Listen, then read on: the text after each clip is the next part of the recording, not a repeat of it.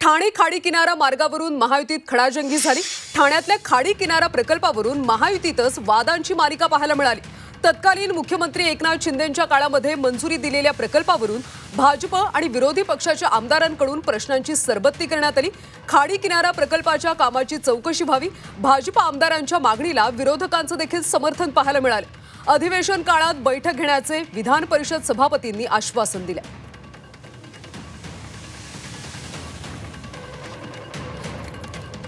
मुंबई महानगर प्राधिकरणाने तीव्राची जंगलाची कत्तल आणि सागरी किनाऱ्याचे नियम कठोर कायदे नौदलाच्या जागेस खेटून उभारणीसाठी संरक्षण विभागाकडून हरकती असताना देखील खाडी किनाऱ्यावरती भिंत बांधण्याचं काम केलं गेलं आणि या माध्यमातून ज्या कंपनीला हे कंत्राट दिलं गेलं त्याच्याकडनं माहिती मागवली असता मला जी माहिती मिळाली डिपार्टमेंटकडनं त्याची माहिती देखील विभागाला दिली जात नाही आहे की कोण कॉन्ट्रॅक्टर होतं। पण माझ्या माहितीप्रमाणे नवयुग इंजिनियर नावाच्या कंपनीला हे काम दिलं गेलं आणि हे जवळजवळ 1316 कोटी 18 लाख रुपयाचं काम होतं आणि सल्लागाराने आराखडा सादर केल्यानंतर तात्काळ ते काम 2700 कोटी रुपयाला केलं गेलं आणि कुठलीही पूर्वपरवानगी नाही, कुठल्याही प्रकारचं त्याच्यामध्ये वित्तीय मान्यता नाही आणि अशा पद्धतीत 2700 कोटी रुपयाचं काम कसं दिलं गेलं हा माझा पहिला प्रश्न आहे। दुसरी गोष्ट, जो कन्सल्टंट अपॉइंट केला आहे त्या कन्सल्टंटनी या 2700 कोटी रुपयाला तुम्हाला मान्यता दिली होती का हा माझा दुसरा प्रश्न आहे। आणि मातीचं परीक्षण आणि डिझाईनसारखी कामं सुरू करण्यात आलेली आहेत हे खरं आहे का, हे 3 माझे स्पेसिफिक प्रश्न यामध्ये आहेत।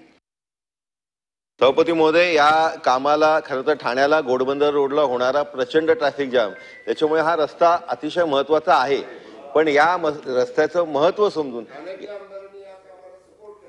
नाही सपोर्टच आहे, पण या सपोर्टच्या नावाखाली कुठेतरी पाणी मुरत नाही ना, हा मूळ प्रश्न आहे। त्याचं विस्तृत पण मी ॲडिशनल माहिती विभागाकडनं मागवली, तारखा सांगितल्या, वाढ होण्याची 5-6 कारणं सांगितली, वाढलेलं काम सांगितलं।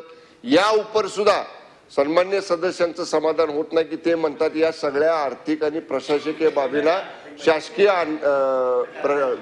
राज्य सरकारची मान्यता घेतली का, तर हे सगळे अधिकार हे MMRDA आहेत। MMRDA कामांमधल्या या वित्तीय बाबींना सरकारची मान्यता घेणं अभिप्रेत नाही किंवा तसं त्याच्यामध्ये तरतूद नाही। MMRDA मी मगाशी म्हटलं तसं ब्लॉक इस्टिमेटला त्यांच्या 151व्या बैठकीत मान्यता दिली आणि डिटेल, त्यामुळे आता या सगळ्या गोष्टी जे काही नियम आहेत त्याचं पालन करून या सगळ्या गोष्टी केलेल्या आहेत। या उपर सुद्धा अधिकची माहिती, तारीख, वार किंवा कुठल्या कारणासाठी वाढ झाली याची माहिती स्वतंत्रपणाने मान्य सभासदांना अवगत केली जाईल।